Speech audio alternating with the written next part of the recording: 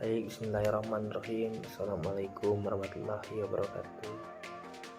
Perkenalkan, nama saya Fongarma dengan nomor NIM 2144020.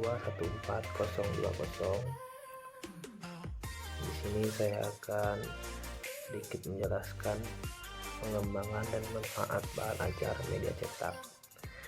Apa sih bahan ajar media cetak? Bahan ajar merupakan segala bentuk bahan yang digunakan dalam melaksanakan kegiatan belajar mengajar. Bahan ajar dapat pula diartikan sebagai bahan yang wajib dipelajari oleh peserta didik sebagai sarana untuk belajar. Kemudian ada juga jenis dan karakteristik bahan ajar media cetak. Pertama itu modul. Modul adalah salah satu perangkat media cetak dalam pembelajaran. Modul merupakan satu program pembelajaran yang dirancang untuk keperluan belajar. Modul merupakan salah satu paket belajar yang membuat satu unit materi di dalamnya yang dipelajari secara mandiri oleh peserta didik. Kemudian karakteristik modul disusun atas dasar pertama, prinsip-prinsip desain pembelajaran yang berorientasi kepada tujuan. Kedua, prinsip belajar mandiri. Yang ketiga, prinsip belajar maju berkelanjutan. Yang keempat, penataan materi secara modular yang utuh dan lengkap. Yang kelima, prinsip rujuk silang antar modul dalam mata pelajaran. Yang keenam, penilaian belajar mandiri terhadap kemajuan belajar. Kemudian ada juga hotdot. Hotdot merupakan selembaran yang dibagikan oleh guru pada peserta didik, berisi tentang bagian materi pelajaran, kutipan, tabel, dan sejenisnya untuk melancarkan proses pembelajaran. Kemudian ada juga karakteristik hotdot.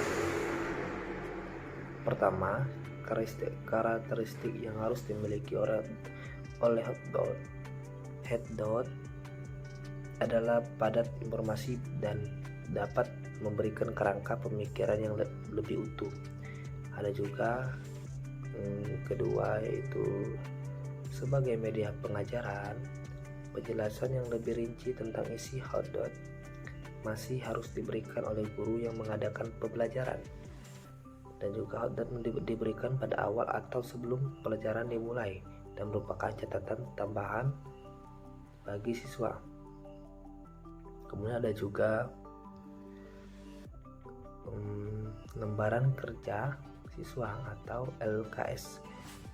Lembaran kerja siswa adalah materi yang sudah dikemas sedemikian rupa sehingga siswa diharapkan dapat materi ajar tersebut secara mandiri.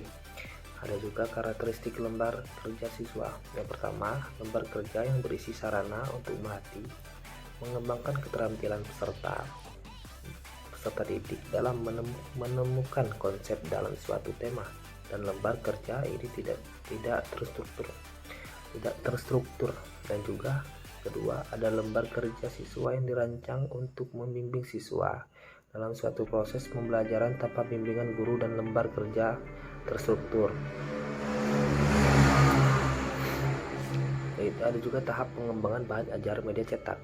Pengembangan bahan ajar cetak dapat dilakukan dengan 4 cara, yaitu pertama, cara kompilasi terhadap bahan yang tersedia dan dilengkapi oleh panduan belajar. Kedua, pengembangan bahan ajar menggunakan buku teks yang telah tersedia di pasaran dengan disertai panduan belajar. Yang ketiga, menyadur buku teks yang sudah tersedia. Ada juga yang keempat, menulis dari bahan ajar cetak. Ini diperlukan dirancang sesuai dengan karakteristik yang dibutuhkan.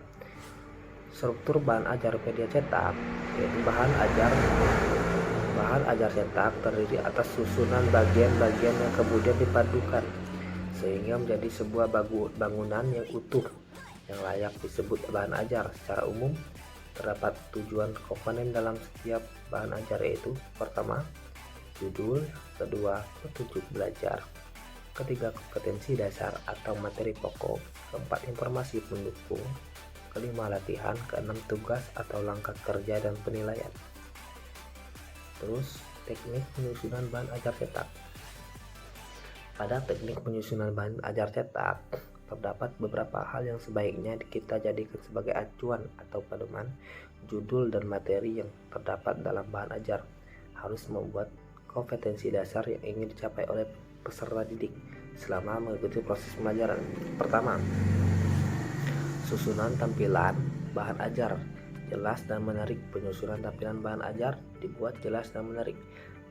Susunan bahan ajar cetak sebaiknya memiliki urutan yang mudah, judul yang disingkat dan padat, daftar isi, struktur kognitif yang jelas, rangkuman dan tugas pembaca. Yang kedua, bahan yang mudah bahasa, yang mudah ditandai dengan mengalirnya kosakata, kalimat yang jelas dan hubungan antara kalimat yang jelas, serta menggunakan kalimat yang tidak terlalu panjang. Keempat, mampu menguji pemahaman hal ini berhubungan dengan pembuktian penilaian orang melalui checklist untuk pengujian pemahaman. Keempat, adanya stimulat. Hal ini berhubungan dengan enak atau tidaknya bahan ajar cetak untuk dilihat, serta tulisan yang ada pada bahan ajar cetak mendukung peserta didik untuk berpikir. Itu ada juga yang kelima, kemudian dibaca. Hal ini berhubungan dengan keramahan bahan ajar cetak terhadap mata. Sebaiknya bahan ajar menggunakan huruf yang tidak terlalu kecil dan enak dibaca. Keenam, materi instruksional. Dari pemaparan di atas dapat disimpulkan bahan ajar media cetak adalah segala sesuatu yang digunakan dalam kegiatan belajar untuk membantu dan menunjang pembelajaran dalam bentuk sarana alat pembelajaran yang terbentuk cetak ataupun tulisan. Media ini berfungsi untuk mempermudah penyampaian informasi guru kepada peserta didik dan sebaliknya. Bahan ajar adalah sarana pembelajaran yang berisikan materi pembelajaran, metode, batas-batasan, dan cara mengevaluasi yang rancang secara sistematik dan menarik dalam rangka mencapai tujuan yang diharapkan, yaitu mencapai kompetensi atau subkompetensi dengan segala kompleksinya. Sekian dari saya, sedikit pemaparan dari saya tentang bahan ajar media cetak.